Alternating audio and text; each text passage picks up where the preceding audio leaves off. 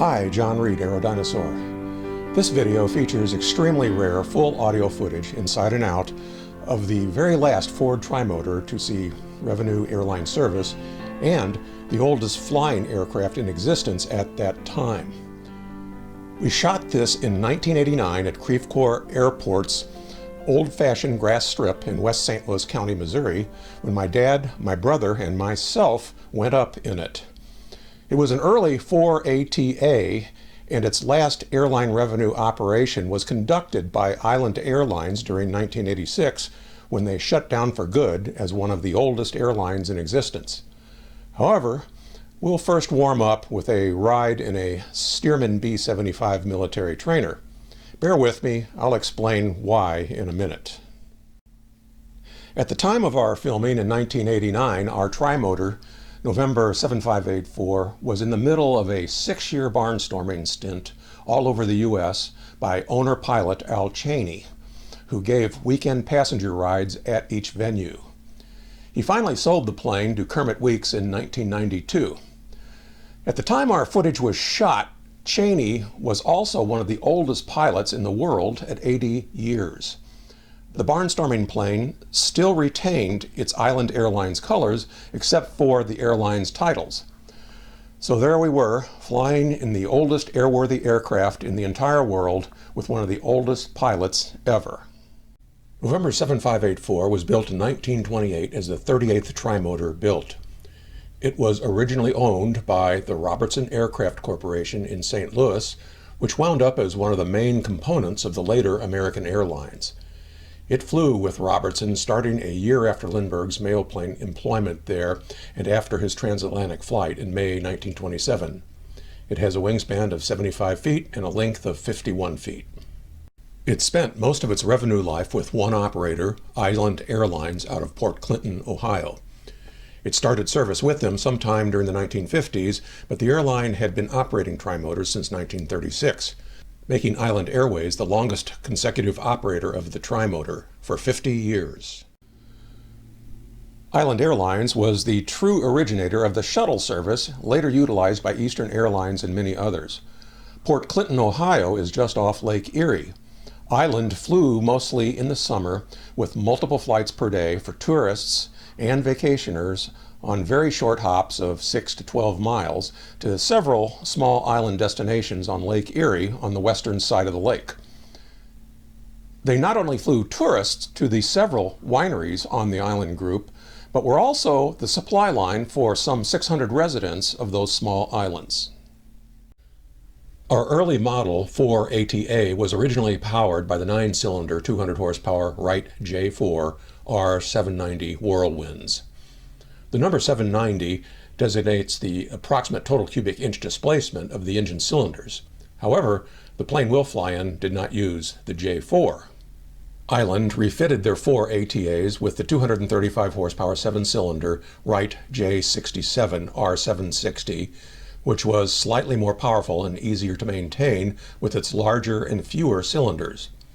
100 of these engines were acquired by the airline from the U.S. Navy after World War II, when the Navy retired their N3 biplane trainers, which were very similar to the Stearman biplane trainer. These engines were purchased for $15 each. What a deal. By 1977, Island Airlines still had 60 of these engines left in storage. The later 4AT and 5AT trimotors employed gradually larger and higher-powered engines up to and including the 420 horsepower 9-cylinder Wright R975 Whirlwind, representing over twice the original horsepower and increasing passenger capacity from approximately 11 to around 17. See Part 1, which features the later 4AT and 5AT using an even slightly larger engine, the Pratt & Whitney R985 Wasp Jr. of 450 horsepower, that were retrofitted at some point. The R985 was the same engine that later powered the twin-engine Beechcraft 18 that was in wide service up to the millennium. Before we ride in Chaney's 4ATA, we'd like to provide some context. Feel free to skip right over this to the trimotor ride footage if that's all you came here for. For the rest of us, I'll mention that in Part 1 you'll recall several photos of Stearman mail planes. In June 2015, we flew in Bill French's restored World War II-era Stearman B-75N1 trainer, which was used in the Army, Air Forces, and Navy, and a direct wire and fabric descendant of the old Stearman mail planes. This Stearman ride was filmed at the very same airport where our Chaney 4ATA footage was shot 26 years earlier. We want to share this Stearman footage first because it should give you a taste of what it might have been like to fly in the old Stearman mail planes in those very precarious late 20s and early 30s. Another reason we want to warm up with the Stearman ride is that the Boeing Stearman C-3B mail plane shown here and the first 4AT trimotors were powered by the 9-cylinder J4 or J5 R790, which developed 200 and 220 horsepower respectively, which is similar to the 220 horsepower developed by the 7-cylinder Continental R670 radial engine that will power us on our Stearman B-75 ride. This, in turn, is comparable to the transplanted 7-cylinder Wright R760s from the Navy trainers that powered us on our 4ATA ride that developed 235 horsepower each. Set your altimeter at about a little bit past the second dive. Okay, 450? Yeah, I remember it was 4. Yeah, just. Oh, wait a minute, that's 1,000. That's 100. Yeah, okay. The second mark past 0. Yeah. Okay, I got it.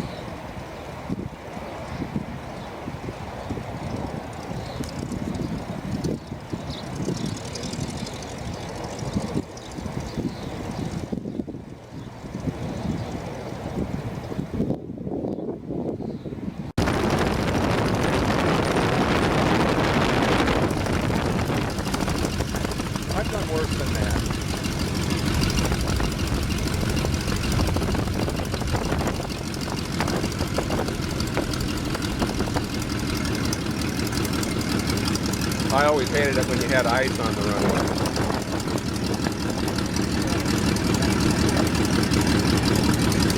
Yeah, we did sometimes if it wasn't much.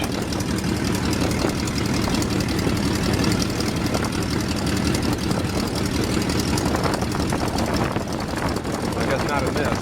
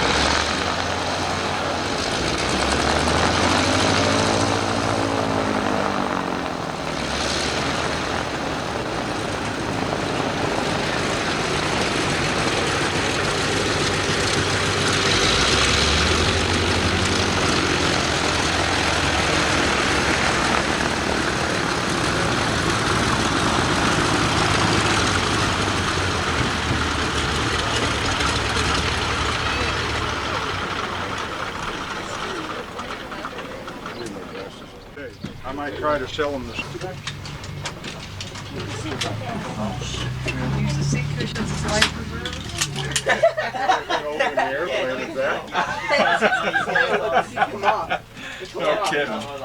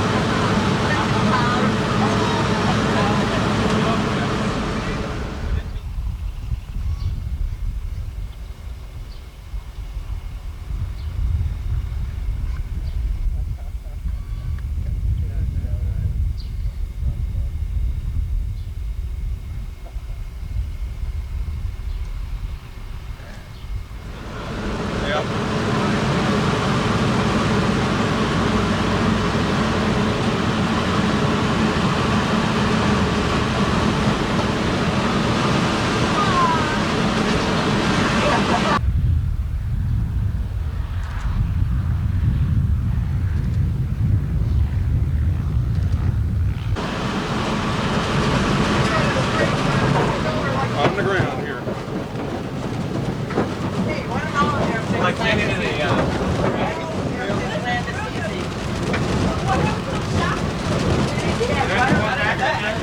Why don't all airplanes land?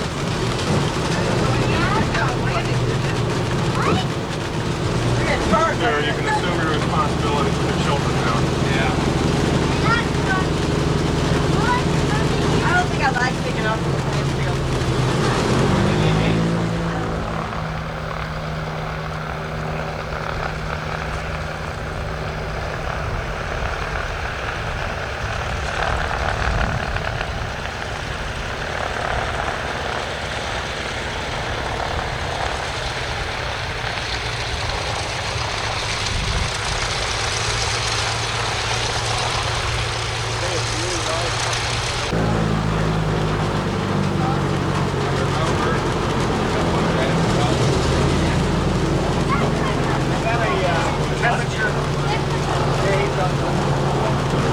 Where?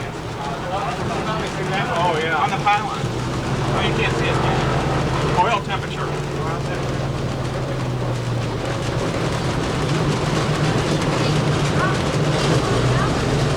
Oil temperature.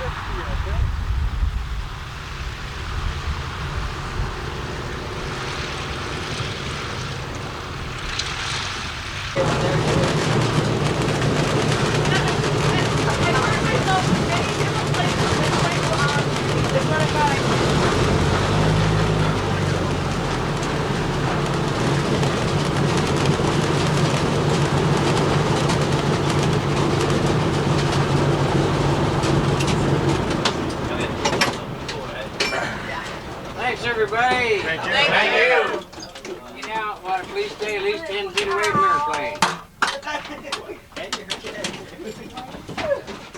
Master vintage airplane collector and pilot Kermit Weeks out of Florida acquired the plane in 1992 at a Santa Monica auction, where it was shortly thereafter badly damaged by Hurricane Andrew that August.